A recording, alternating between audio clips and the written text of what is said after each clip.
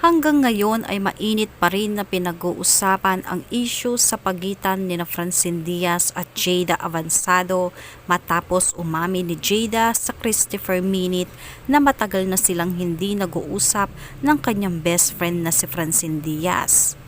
Narito panoorin ang buong kwento dito sa Trending Chika.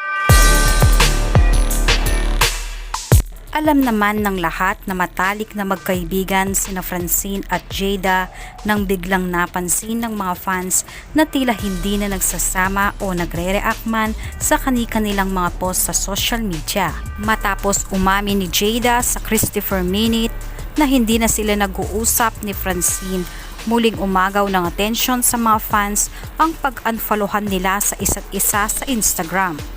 Hindi na nakafollow si Francine Diaz kay Jada. Ganon din si Jada. Fresh na hindi na rin nakafollow kay Francine Diaz. Samot-saring reaksyon mula sa mga fans matapos mag-unfollowan sa isa't isa ang dalawa. Usap-usapan rin ang mainit na tanong ni Christy kay Jada kung nanligaw nga ba sa kanya ang aktor na si Seth Fidelin.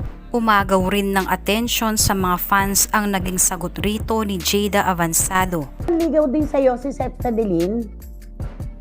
Ito na lang po sabihin ko, no comment na lang po. Tanong ng karamihan kung bakit no comment ang sagot ni Jada. Ayon sa mga fans, kung no comment ang sagot nito, it means totoo raw na nanligaw sa kanya si Seth Fidelin. May reaksyon naman ang manager ni Francine tungkol sa isyong ito. Sa kanyang post, ito lang masasabi ko, mabait na tao ang Francette. Walang biro, they're very good people, not because alaga ko sila. Dagdag pa nito at wala silang tinatapakang tao.